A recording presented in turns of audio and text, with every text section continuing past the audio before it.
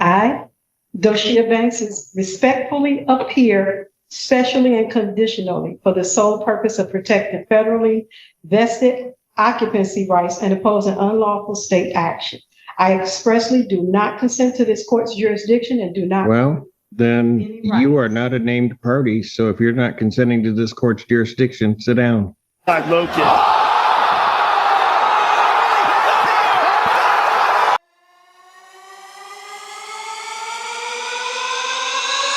I expressly do not consent to this court's jurisdiction and do not. Well, then you are not a named party. So if you're not consenting to this court's jurisdiction, sit down.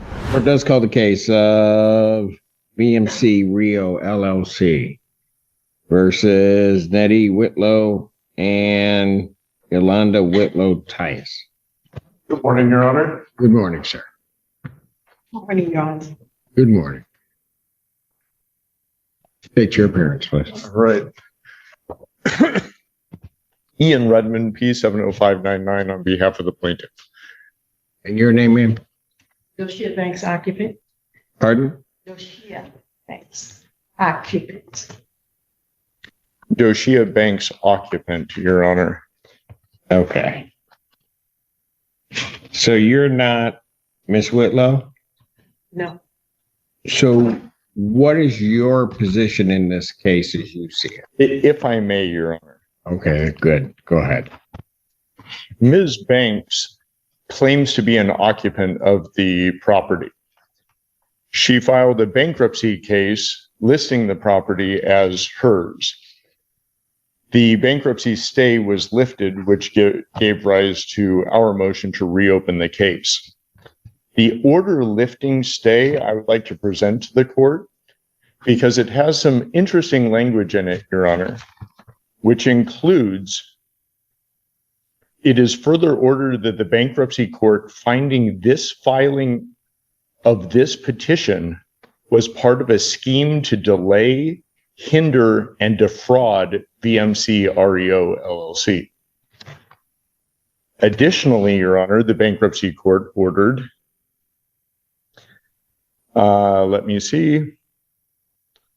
notwithstanding Rule 4001A3, a bankruptcy rule, Right.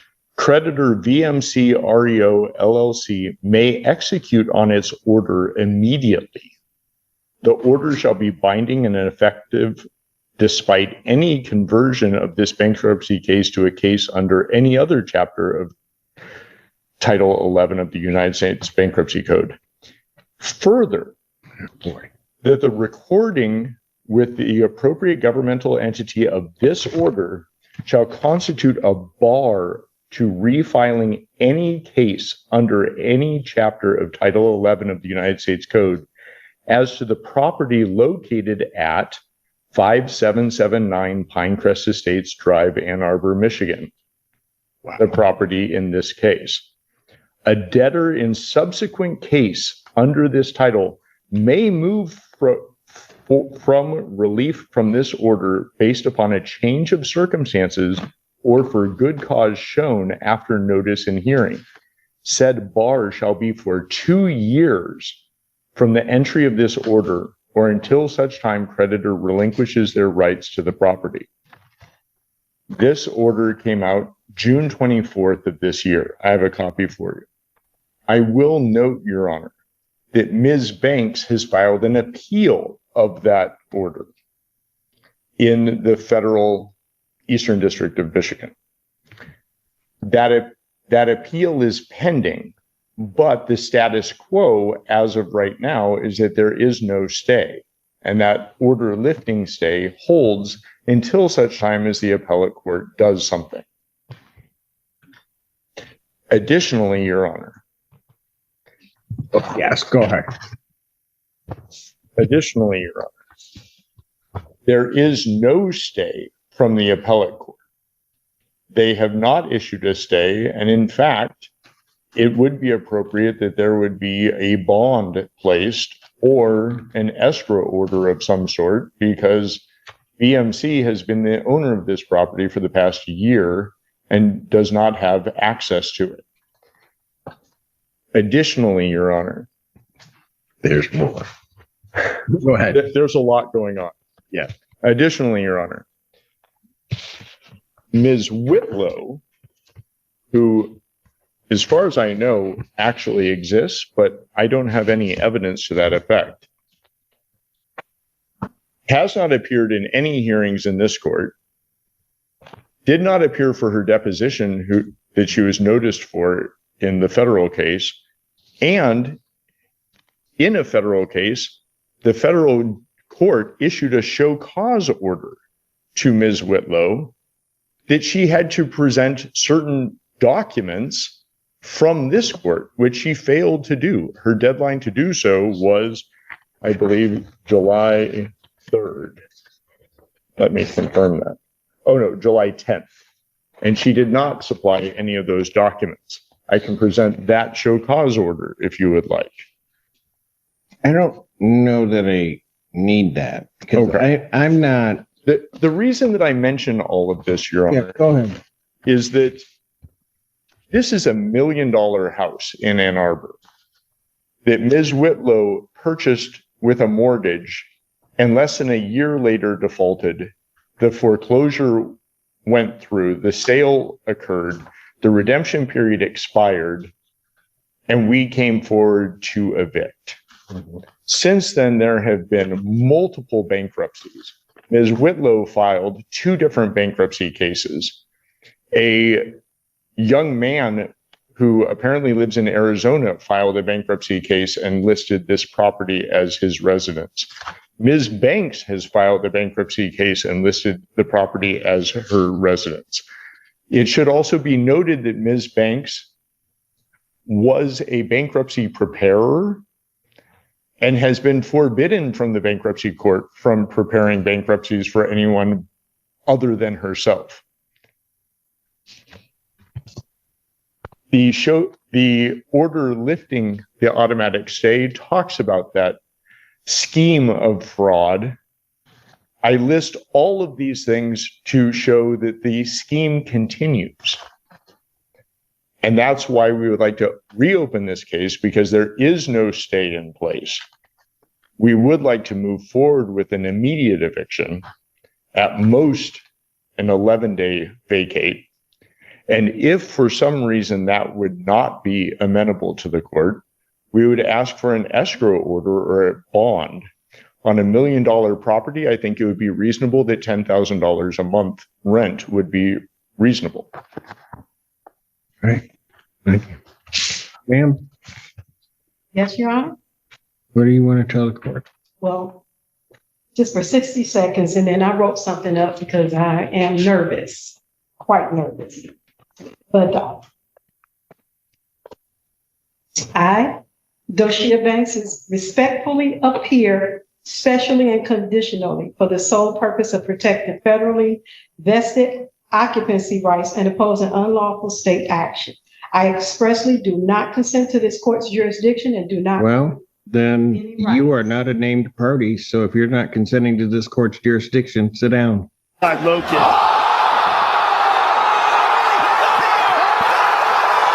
You can go because you're not a named party. I have a lease. You are not a named party on this. You may have a lease with someone else, and No, then I you have can lease. go challenge it with who? With Whitlow. Miss Whitlow. Then you need to go against Miss Whitlow. Pardon me? Then you may need to go against Miss Whitlow. But if you're not consenting to the jurisdiction of this court, you might as well just sit down. You are not a named party. I do not have to hear from you. Oh, I see. So I need to, I don't know what you need to do, but well, let me respond. to what? You're not consenting to the jurisdiction of this court. Why am I hearing from you? I'm recanting You're recanting what? what I just stated. Which part? The part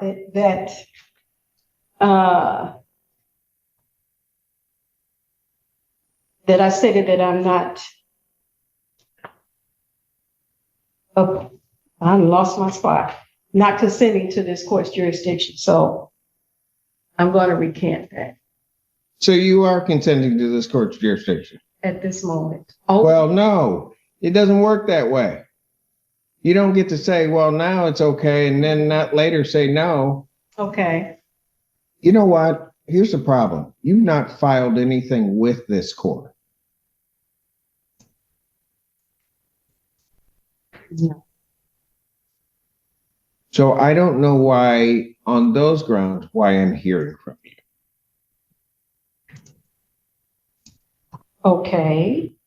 If I may, I do have time, I do believe, to go file an answer and counterclaim.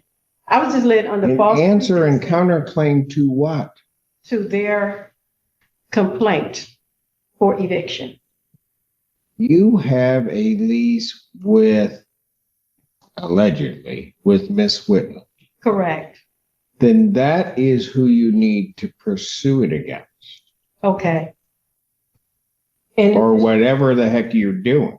well, Because you don't have, there is no privity of contract to the extent there would be, or relationship as between the plaintiff in this case and you.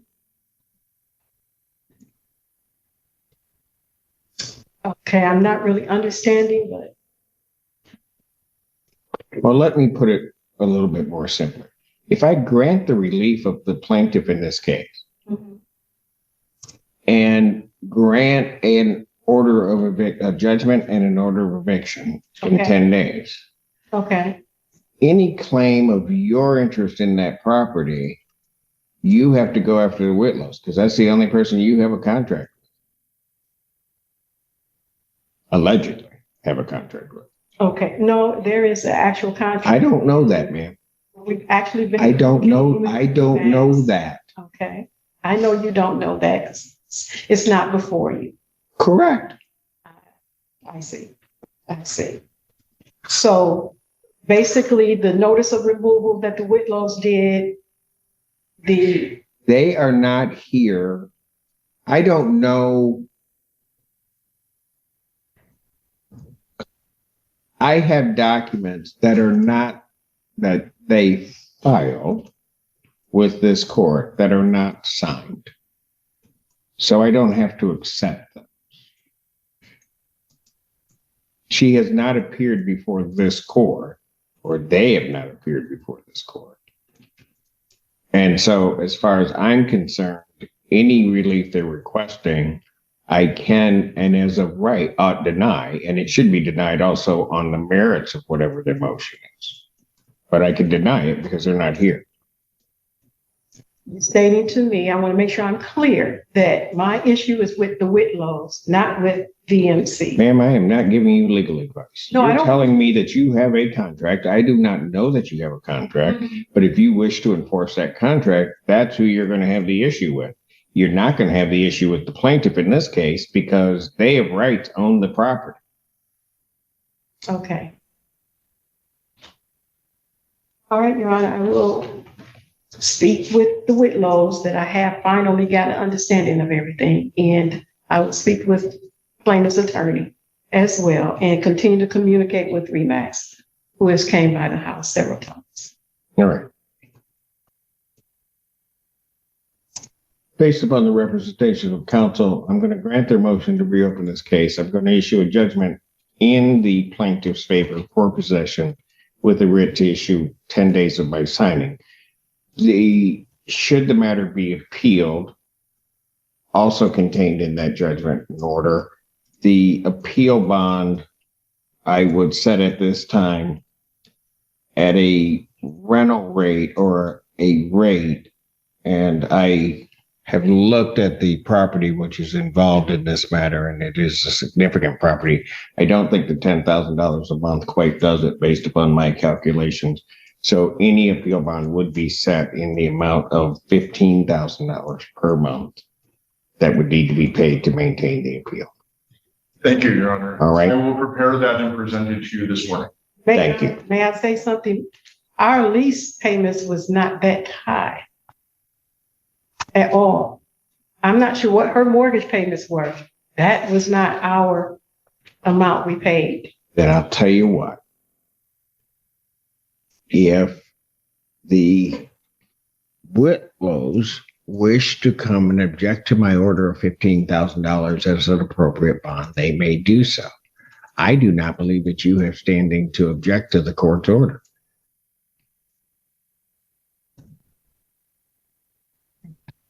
Thank you. Thank you, Your Honor. Thank you. Take that. I know, and you didn't write it. we'll await.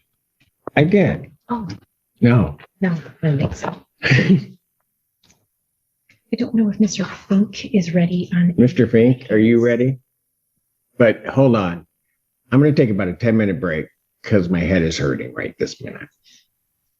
Well, it's not hurting. I mean, I could go on, but I need about 10 minutes after that. Thank you, Your Honor. Court's